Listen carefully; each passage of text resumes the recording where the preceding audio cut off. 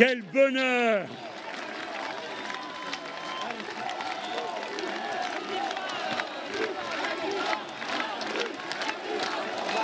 Ah, ne commencez pas ces mauvaises manières. On ne crie pas mon nom. On crie résistance. On crie insoumis.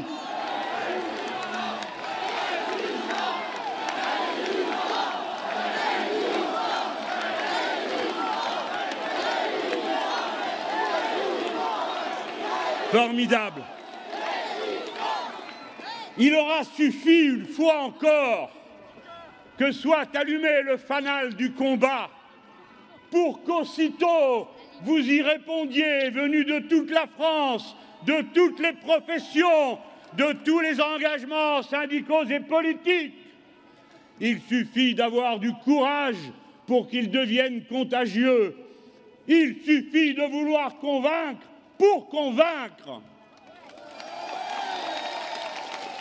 Salut à ceux qui ont défilé, à ceux qui sont venus de loin, à ceux qui n'ont pu venir, à ceux qui ont pu cette fois-ci, parce qu'ils n'étaient pas assignés à résidence, qu'ils n'avaient pas reçu leur habituelle lettre de cachet, Hugo Poitvin, Hugo Melchior, pour une fois libres de pouvoir affirmer leurs opinions et de les défendre. Salut les déchemiseurs. Salut les t-shirts sans costard. Salut les sans Rolex.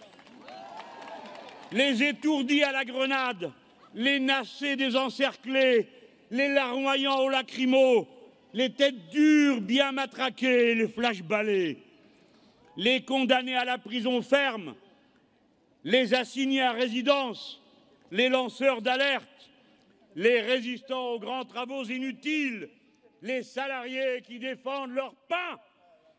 Salut à la France des Outre-mer et à celle de l'étranger qui, à cette heure, s'unit à nous de cœur et d'esprit.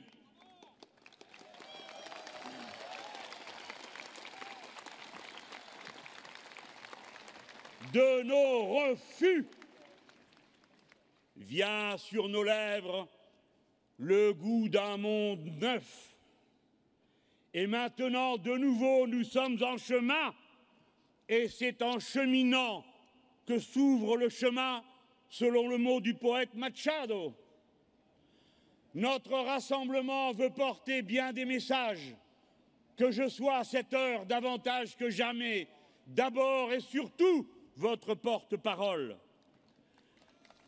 Le premier des messages que nous avons à adresser aux puissants et aux importants, c'est que nous sommes à cet instant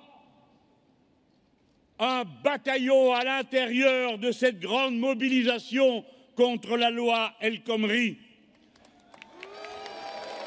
Salut aux syndicalistes insultés par les médiacrates.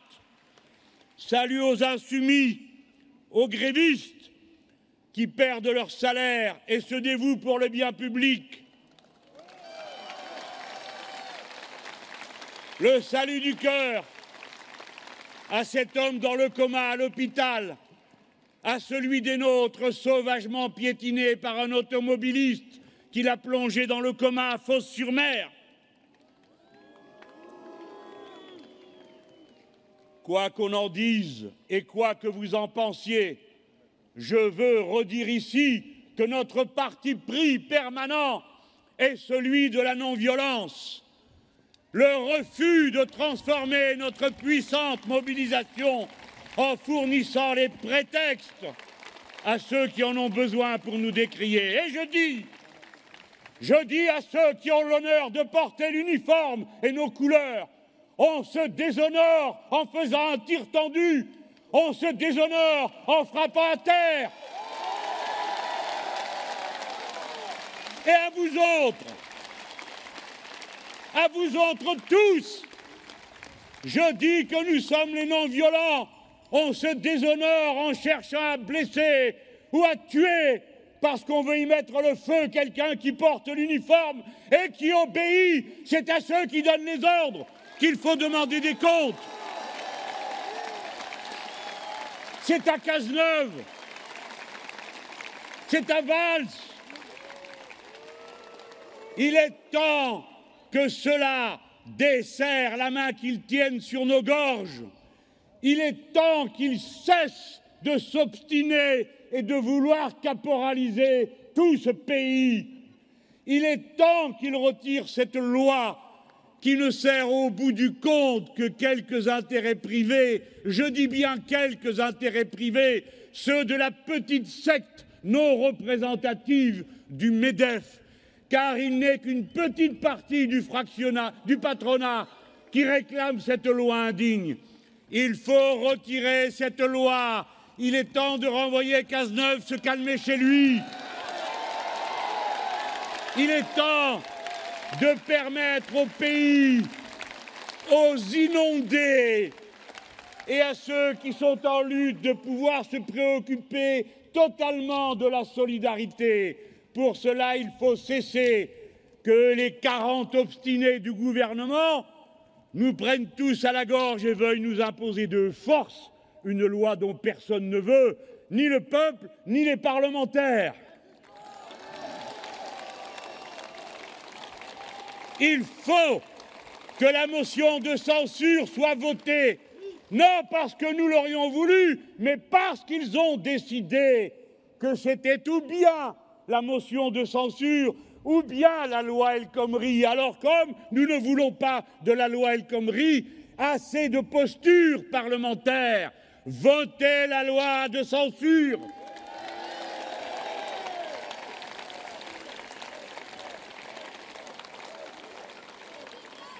Vous autres, entendez les appels que nous lancent ceux qui organisent notre combat. Mettez votre point d'honneur le 14 juin à répondre à l'appel des centrales syndicales du Front du Refus, la CGT, Force ouvrière, Sud, les organisations étudiantes.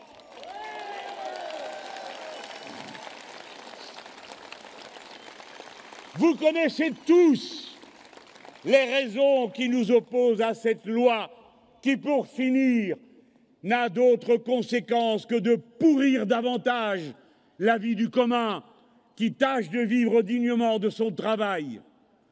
Mais ce n'est pas que la loi que nous rejetons, c'est le monde qui va avec cette loi. Ce monde, ce sont les faces de pierres anonymes de la Commission européenne qui a demandé en 2014 et réitéré sa demande en 2015 que cette loi soit votée en France, qu'il l'a demandé en Belgique, qu'il l'a demandé en Italie, qu'il a demandé en Espagne. Il n'y a pas de loi travail, il n'y a pas de loi El Khomri, il y a la loi de la Commission européenne. Et voilà pourquoi vous ne ferez rien de bon si vous ne m'entendez. On ne peut rien faire de bon et de juste pour le monde du travail sans commencer d'abord par sortir des traités européens, ceux qu'ont négocié Sarkozy et signé Hollande. Le monde de la loi El Khomri, c'est le monde du 49-3, exemple unique au monde où une loi est réputée adoptée du moment qu'il n'y a eu pas de discussion sur les amendements, aucun débat parlementaire ni aucun vote. Bref, elle est adoptée si l'on a renversé le gouvernement. Le 49-3, c'est la quintessence de la monarchie présidentielle au service du capitalisme absolu. C'est pourquoi vous ne ferez rien de bon si vous ne sortez pas de la Constitution de la Ve République, modifiée 22 fois, dont 20 sans l'avis du peuple souverain. Vous ne ferez rien de bon si vous n'instaurez pas le référendum révocatoire qui vous permet de contrôler vos élus tout au long du mandat et de les renvoyer à la maison quand ils vous trompent. Ah, le monde de la loi El Khomri, c'est le monde sans règles. Et c'est ce monde sans règles qu'ils appellent la liberté.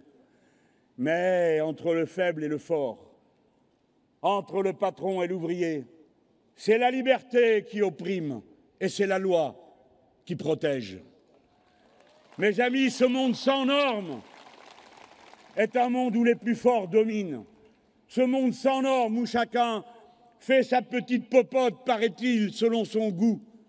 C'est en toute chose qu'ils veulent l'introduire.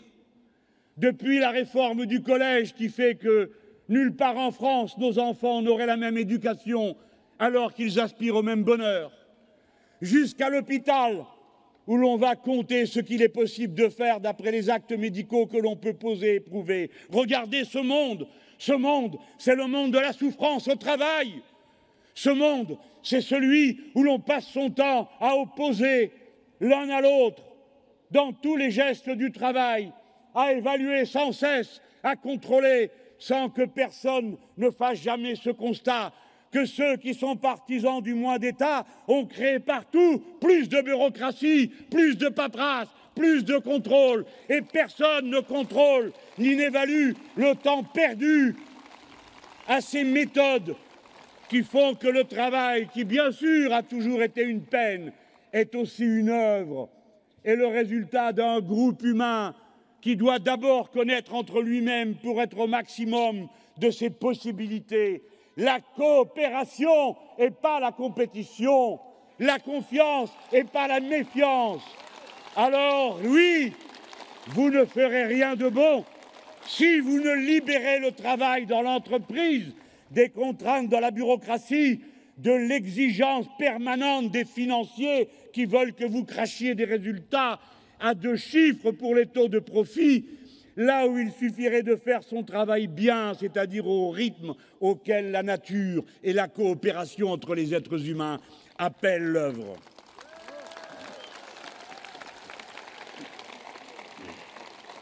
Il vous parle d'emploi et jamais du travail, sinon comme une servitude. Et quand il vous parle du travail, il ne vous parle jamais des métiers. Et vous avez des macronades qui sont alors possibles, qui s'imaginent que n'importe qui peut être coiffeur, que n'importe qui pourrait être boulanger, n'importe qui pourrait être taxi, n'importe qui pourrait être enseignant. Non, ce sont des métiers et c'est la personne qui en est dépositaire dans ses divers aspects. Elle l'intègre dans sa chair, son sang, son esprit, ses mains, sa pensée. Encore ne vous ai-je parlé que de la souffrance au travail, mais il y a celle que l'on voudrait honteuse et cachée, celle du chômage. Combien de fois faudra-t-il encore supporter qu'on vienne montrer du doigt tous ces gens qui ne demandent qu'à bien faire et à se rendre utiles, qui sont riches de tant de qualifications, d'amour et de dévouement pour les autres? Combien de temps va-t-il supporter qu'on les montre du doigt, qu'on les espionne, qu'on les surveille, qu'on les appelle au téléphone, qu'on les contrôle par Internet, même quand ils n'ont pas les moyens de se payer l'abonnement? Combien de fois va-t-il falloir répéter que 50% des chômeurs ne sont pas indemnisés? Combien de temps va-t-il falloir répéter qu'il y a 8 millions de travailleurs pauvres? Combien de temps va-t-il falloir répéter qu'il y a 30 000 enfants qui n'ont pas un toit sur leur tête? Comment allons-nous faire entendre la clameur du monde du travail, de ceux qui veulent faire et qui disent qu'il y a une discussion à avoir, non pas sur la meilleure manière d'essorer le tout venant, mais sur les conditions qui font que 565 personnes chaque année meurent au travail, 1 millier au total si l'on ajoute ceux qui meurent sur leur poste de travail, avec ceux qui meurent des maladies professionnelles. Voilà la discussion qu'il faut avoir sur le travail. Comment peut-on en faire plutôt un lieu d'épanouissement et de bonheur, plutôt qu'un lieu de souffrance et de peur?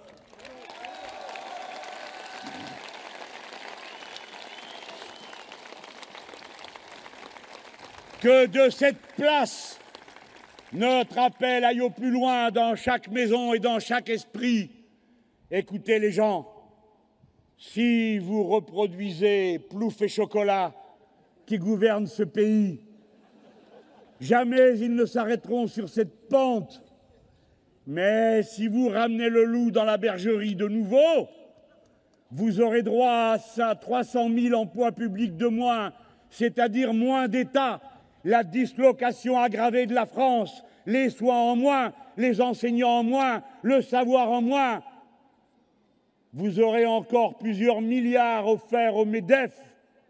Voilà ce que vous réserve le bon monsieur Juppé, ou bien celui qui est là et qui attend son heure, dont vous devez vous rappeler qu'il est de loin le plus dangereux parce qu'il est le plus déterminé, monsieur Sarkozy, dont vous avez déjà eu l'heure d'œuvre. Ceux-là ont prévu 100 milliards de coupes dans les services publics, là où nous prévoyons de mettre 100 milliards pour relancer l'action et l'activité. Ils ont prévu la fin des 35 heures à travailler 39 heures sans augmentation de salaire. Ils ont prévu la fin du CDI. Ils ont prévu la dégressivité des allocations chômage. Ils ont prévu le travail forcé pour les bénéficiaires. Et encore, si ça ne suffisait pas, une fois que vous aurez été bien pressé, voici le champion du monde de la glande lacrymale, monsieur Pierre Gattaz, qui vient vous dire qu'au-delà de toute loi, il vous appelle à faire preuve de bénévolat dans l'entreprise. Pauvre diable, compte-y.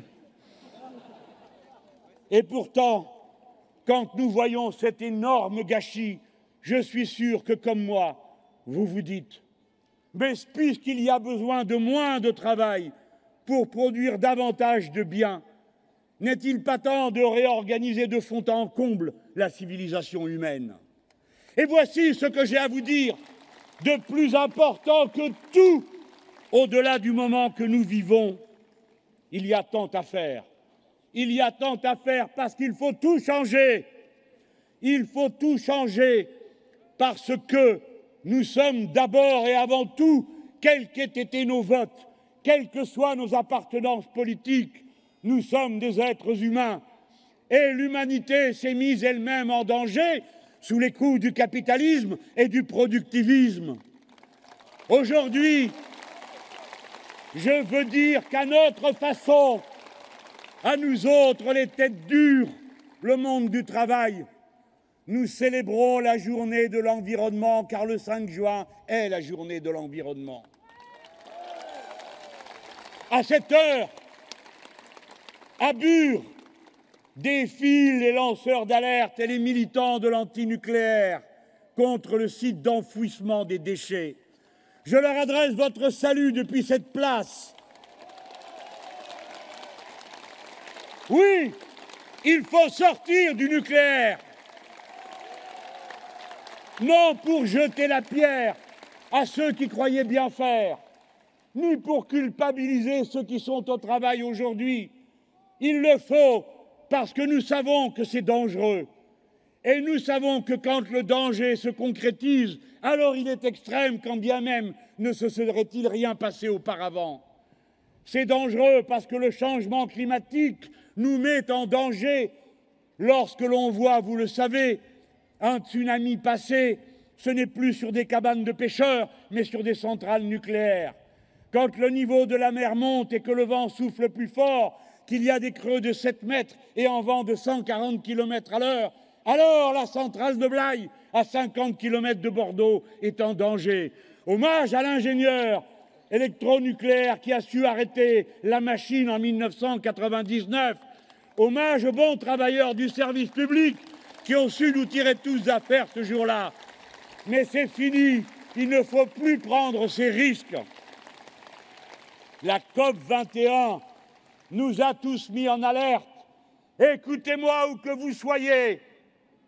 Nous sommes heureux qu'il y ait eu un texte signé ce jour-là, mais ne vous y trompez pas.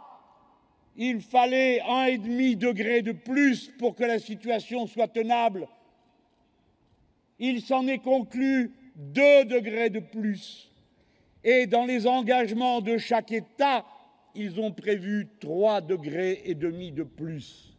Ce qui signifie que la catastrophe est assurée et que dès maintenant, nous devons prendre nos dispositions pour changer la civilisation humaine. Nous devons et nous pouvons passer au 100% d'énergie renouvelable. Nous avons les ingénieurs, les techniciens et peut-être bien d'abord ceux d'EDF pour commencer, mais combien d'autres qui sont prêts à se mettre au travail et organiser cette relève, non pas en 10 ans ou en 20 ans, mais en très peu de temps. Nous devons ouvrir les parcs de machines dans la mer et sur la mer qui nous permettent de remplacer celles qui sont à terre et les centrales nucléaires. Nous sommes capables de le faire. Ce pays contient la richesse intellectuelle qui permet de le faire. Il faut en finir avec ce modèle. Il faut adopter en France, avant toute autre nation, la règle verte que nous introduirons dans la Constitution et qui dit « Dorénavant, nous ne prendrons pas plus à la terre que ce qu'elle est capable de reproduire. » Mes amis, la dette publique, la dette privée, ce n'est rien, rien du tout, un jeu d'écriture. Mais la dette écologique est irréversible. Il ne suffit pas d'arrêter de dégrader, il va falloir réparer et il va falloir être sobre et changer toutes nos manières de faire, non seulement la manière de produire, non seulement la manière d'échanger, mais aussi la manière de consommer et de cesser de confondre la consommation et le paraître et l'être.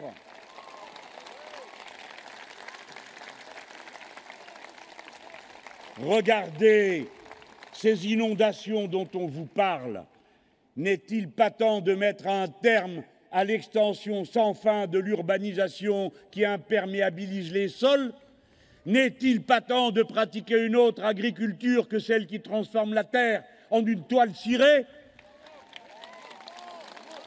Il faut en finir avec l'agriculture productiviste et les petits perroquets qu'on nous amène à la télévision pour débiter leurs imbécilités. Nous n'avons que faire des gros agrariens et de leurs petits griots qui font comme s'ils n'étaient pas en train d'empoisonner la terre, l'eau, l'air et se tuer leur propre santé les premiers. Il faut tourner cette page. Il faut changer la matrice productive de la patrie des Français. Il faut la changer par la méthode de la planification écologique, c'est-à-dire combiner la formation des personnels, le changement des machines, les modes de consommation, tout en même temps. Voilà en quoi consiste la première tâche de la révolution citoyenne. Elle consiste à reprendre le contrôle sur notre destin d'être humain. Cela consiste à porter pour drapeau et mot d'ordre commun l'intérêt général humain.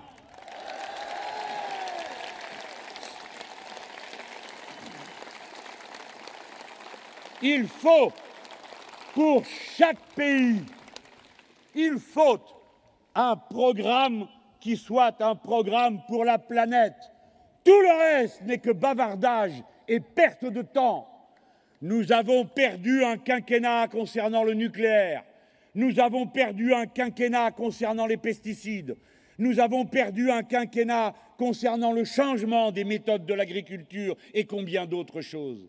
Il faudra mettre les bouchées doubles, car il faudra faire en 5 ans ce qu'il aurait été souhaitable de faire en 10. Eh bien alors, vous m'avez entendu. Vous avez compris le niveau d'exigence. C'est pourquoi 2017 doit être vécu par vous, qui, comme moi, croyez que la démocratie est le commencement et la fin de toute chose. Vous qui pensez, comme moi, que les bulletins de vote sont les balles de nos fusils. Vous qui pensez, comme moi, que c'est ce grand changement qu'il faut faire et qu'on ne peut l'obtenir sans convaincre le très grand nombre. Vous avez compris le niveau d'exigence de cette campagne. Et vous comprenez pourquoi il faut partir de loin, pour convaincre tête par tête, cœur par cœur. Écoutez-moi, ce n'est pas le temps des programmes minimums, des plateformes convenues entre des états-majors qui se lâchent les uns une ligne en échange d'une virgule pour l'autre. Ce n'est pas le temps des candidats champignons qui surgissent après la rosée médiatique, ni des candidats passe-muraille qui gênent le moins tout le monde et dont on se dit qu'à la bonne tête et au humble timbre de sa voix, on devine qu'il n'encombrera personne.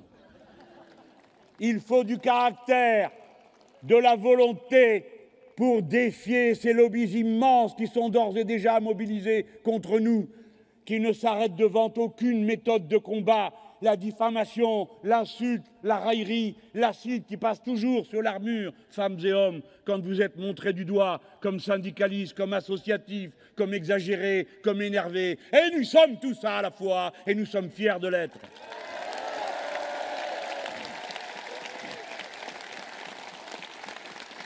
Je vous appelle à une campagne qui n'est pas seulement faite pour témoigner. Je vous appelle à une campagne pour conquérir le pouvoir. Je vous appelle à une campagne victorieuse. Et pour qu'elle soit victorieuse, il faut qu'on s'y implique tous. Il n'est pas possible de changer depuis le sommet, par un homme ou par une femme, une situation comme celle que nous avons à changer. Il faut que chacun d'entre vous, chacune d'entre vous, à son poste de travail, dans son rôle de la société, vous soyez les révolutionnaires qui vont transformer la vie et changer la société de fond en comble.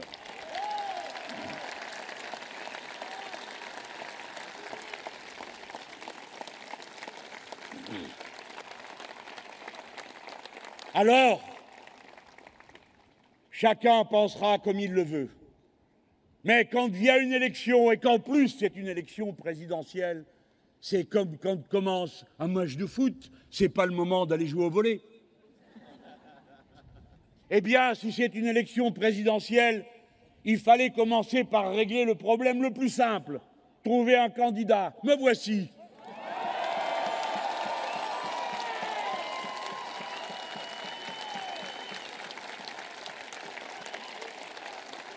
Pour pouvoir commencer le travail.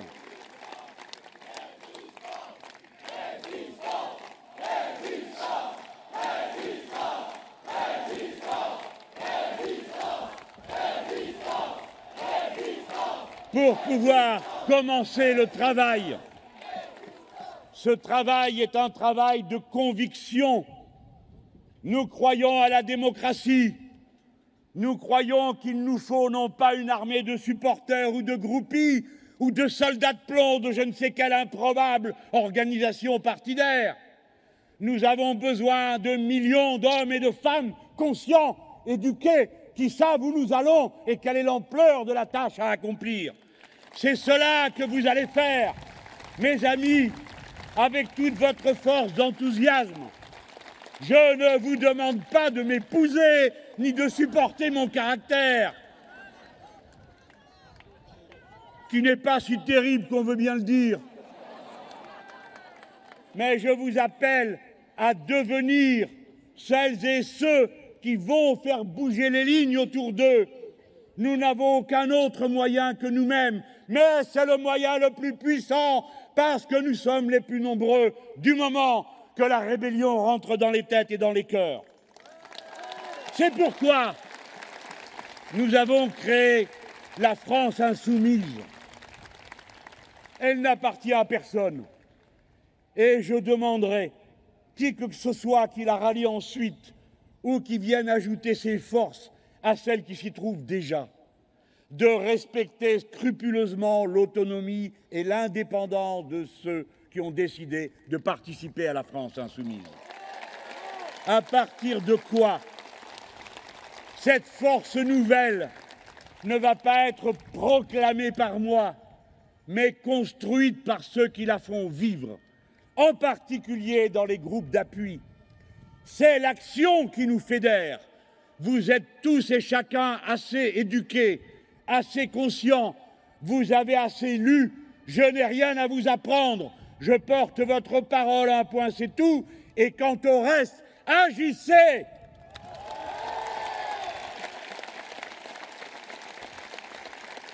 L'année 2017 va être une année à maints égards tout à fait décisive.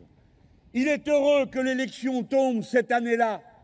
Oui, il est heureux qu'elle tombe là, car c'est une chance de pouvoir régler par la démocratie et les bulletins de vote ce qui, sinon, finira par se régler d'autres façons dont nous ne voulons pas.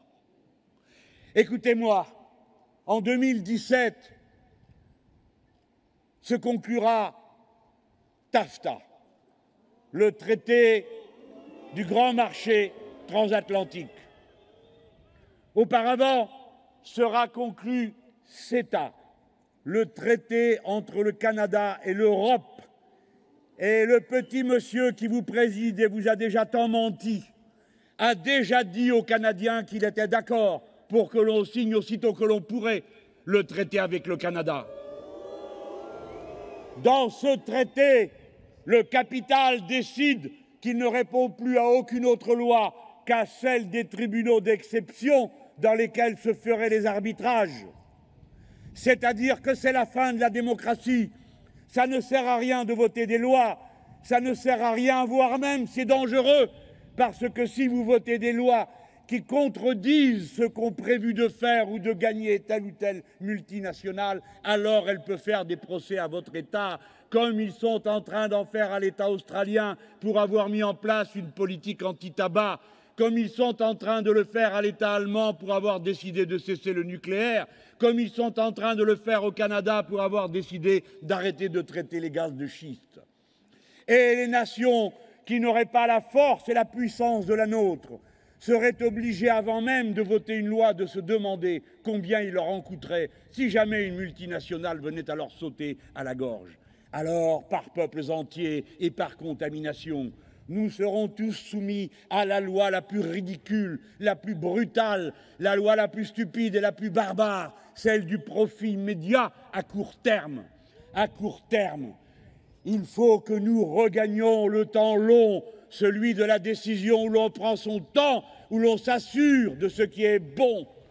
Il faut reconquérir le temps long qui ne connaît pas l'investissement du capital qui veut récupérer immédiatement ses mises. Le temps long, mes amis, le temps long de la sonde Rosetta qui fait 600 000 kilomètres dans l'espace infini avant de faire le tour d'une patate gelée et poser dessus une petite goutte qui va examiner ce qui se passe sur la glace de cette patate. L'esprit humain, les cycles de l'invention, les cycles de l'expansion humaine, ceux de la nature sont ceux du temps long. Le temps long est la propriété collective des générations et nous en sommes dépositaires. À bas le temps court du capital, vive le temps long de la démocratie, le temps long de l'écologie, le temps long de la réversibilité des décisions.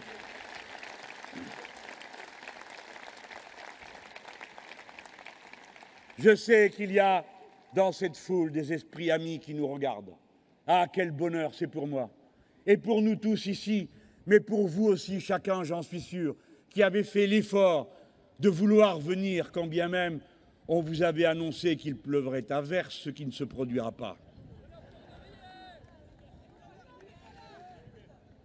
Vous avez voulu être là, et du seul fait de notre force et de notre rassemblement, nous sommes déjà en train de convaincre. Car la force va à la force, et ceux qui se sentaient démunis ou seulement engagés dans un combat savent qu'il existe un fanal qui peut les rassembler, un drapeau autour duquel se grouper, une finalité pour transformer toute cette énergie en un programme politique qui porte la France dans son rôle et son destin, sa responsabilité devant l'humanité universelle, non pas parce que nous serions des chauvins ou des nationalistes exaltés, mais parce que nous sommes un pays développé, éduqué, où nous disposons de la ressource humaine et technique qui nous permet non seulement de développer d'autres procédés de production, mais de les mettre à disposition de toute l'humanité, de ceux qui n'ont pas les masses éduquées dont nous disposons, ceux à qui nous avons pris les matières premières et à qui des fois nous volons la matière grise.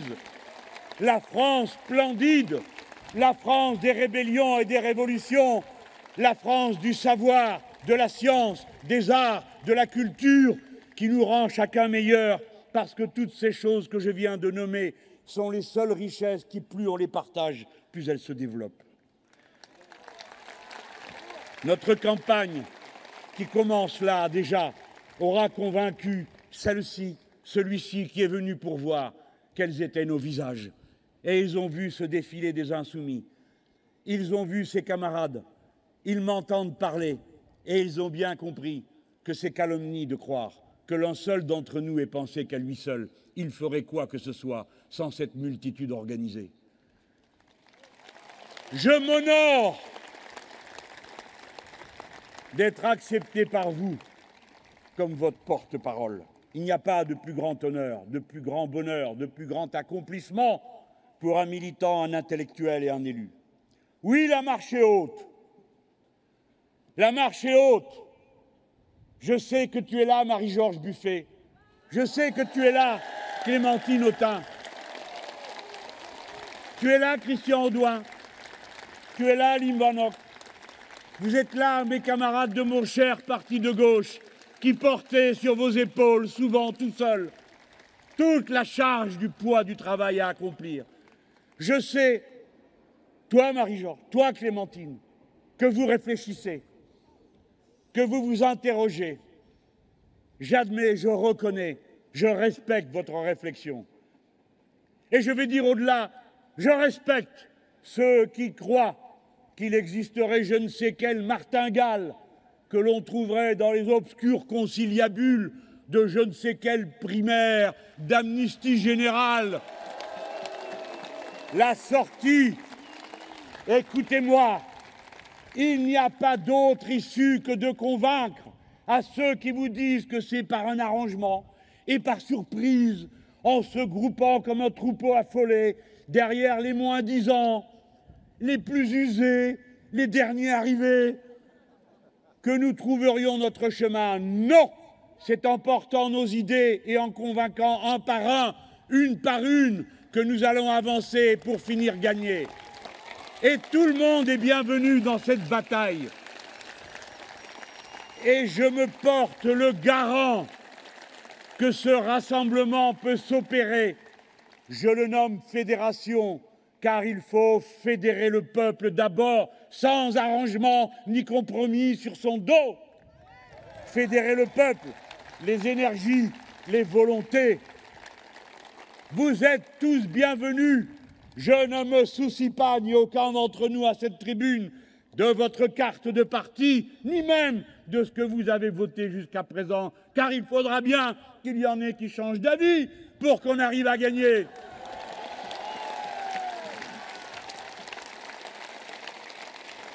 La marche est haute. Si j'ai eu l'audace de m'avancer, comme d'autres le font dans leur lutte syndicale ou associative ou sur le terrain, de l'immense courage des lanceurs d'alerte, si j'ai eu cette audace, je l'ai trouvé dans les 4 millions de voix qu'il a été possible de fédérer une première fois il y a 5 ans. Je présente devant vous le poids de l'expérience. Oui, de l'expérience. Mieux vaut pour vous avoir des porte-paroles un peu rusés et malins plutôt que des poulets de l'année. Je dis à la jeune génération que l'utopie que nous lui proposons, ce monde neuf que nous l'appelons à construire, il tirera tout de l'invention dont elle fera preuve le moment venu, quand nous allons l'appeler à tout changer, et qu'elle aura par son travail à l'école, ses diplômes ou son savoir-faire, toute son énergie projetée dans la transformation du monde. Mais nous amènerons le meilleur du monde dont nous venons. Écoutez-moi, jeunes gens, je viens d'un monde où respirer ne rendait pas malade, où le printemps n'était pas synonyme d'allergie, mais parlait d'amour.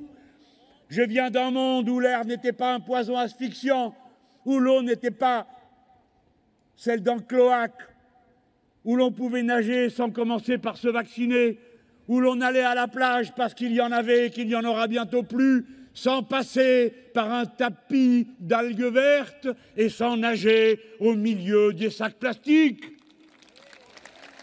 Ce monde beau, ce monde de lumière,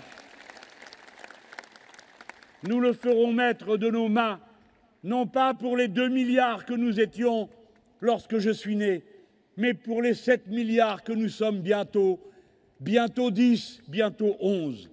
Un monde humain, un monde doux, un monde de tendresse aussi. Comment se fait-il qu'alors que nous sommes si éduqués sur la planète entière, comment se fait-il qu'après tant de gens passés à l'école, comment se fait-il que la mer soit devenue un cloaque? Comment se fait-il que vous ayez tout dégradé comme vous l'avez fait? Comment se fait-il que même dans le silence de la nuit, il résonne de la clameur immense de la souffrance des animaux que vous avez transformés en choses?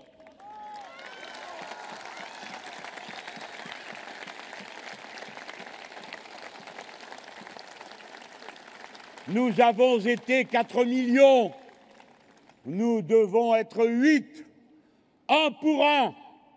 Chacune d'entre vous, chacun d'entre vous a pour tâche d'en convaincre un ou une qui n'avait pas été voté ou qui a voté croyant bien faire et qu'il est possible de convaincre de mieux faire. Un pour un.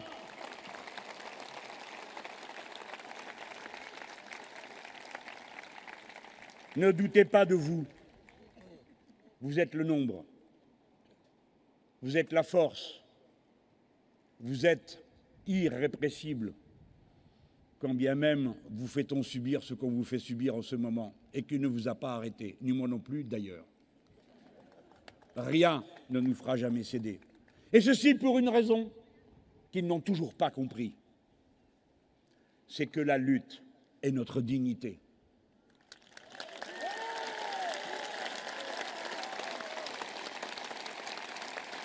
Et que nous sommes pleinement accomplis en tant qu'êtres humains quand nous pensons notre futur. Le cœur de cette campagne, ce sera son programme. C'est pourquoi il faut tant de temps. C'est pourquoi vous-même, vous devrez vous pencher sur ce programme, faire des propositions. Ici, il y a Jacques Généreux et Charlotte Girard, qui sont les 2 maîtres d'œuvre, avec 14 autres camarades de cette préparation. Nous partons de l'humain d'abord et nous l'enrichissons. Des expériences, des choses apprises, des choses peaufinées. Ah, je nous vois changeant tout. Je sais que nous pouvons le faire. Je nous vois portant notre patrie aux avant-postes de l'humanité. Nous, entrant en mer, nous, assumons notre destin, 2e pays du monde pour la contribution individuelle à la conquête de l'espace. Je sais que vous ne le savez même pas. C'est moi qui vous le dis. Nous allons être bientôt les plus nombreux en Europe. Notre peuple est éduqué comme il ne l'a jamais été de toute son histoire. Un capital immense est accumulé. Ne vous souciez pas de l'argent, je m'en débrouille. Rêvez, rêvez fort, pensez fort, imaginez fort, désirez fort, et cela suffira.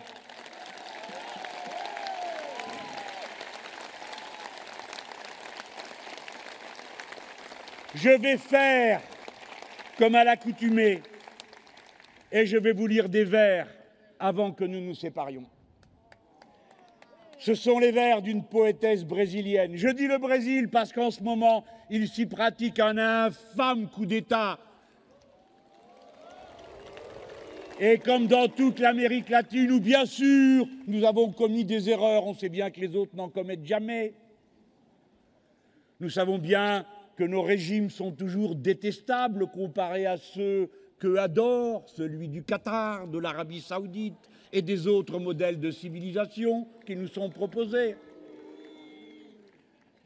À cette Amérique latine sœur, à ces peuples du Maghreb avec qui nous avons tant de parentèle en commun, à ces Français des 5 continents, à la patrie non occidentale mais universaliste des Français, du peuple en France, à notre plus longue frontière avec le Brésil. Voici des vers d'espérance et qui vous montrent ce qu'il ne faut pas faire en même temps que ce qu'il faut faire. Il meurt lentement, celui qui ne voyage pas, celui qui ne lit pas, celui qui n'écoute pas de musique, celui qui ne s'est pas trouvé grâce à ses yeux, celui qui rêve d'être milliardaire, ce qui est obscène. Il meurt lentement, celui qui détruit son amour-propre, celui qui ne se laisse jamais aider. Il meurt lentement, celui qui devient esclave de l'habitude, refaisant tous les jours les mêmes chemins, celui qui ne change jamais de repère, ne se risque jamais à changer la couleur de ses vêtements, ou qui ne parle jamais à un inconnu. Il meurt lentement, celui qui évite la passion et son tourbillon d'émotions, celle qui redonne la lumière dans les yeux et répare les cœurs blessés. Vis maintenant, risque-toi aujourd'hui, agis tout de suite, ne te laisse pas mourir lentement, ne te prive pas d'être heureux. Voilà à vous tous ce que nous allons ramener dans notre cœur. Ne doutez pas de vous, ne doutez pas de votre pays. Et pour le célébrer, chantons ensemble l'hymne des premiers insoumis, ceux qui ont conquis notre liberté, la Marseillaise. Et puis ce sera le chant du monde du travail, l'Internationale.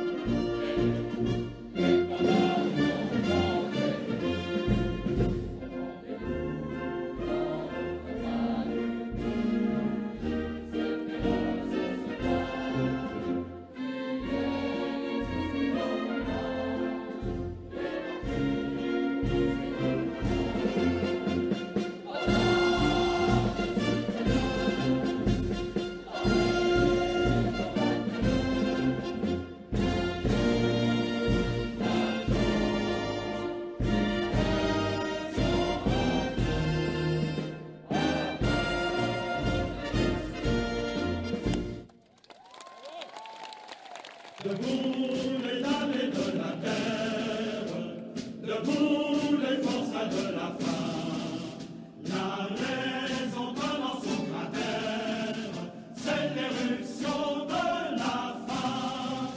Du passé faisons table rase, foule esclave, debout, debout, le monde va changer de base, nous ne sommes rien, soyons tous. C'est la lutte finale, nous pour nous et demain, l'Internationale.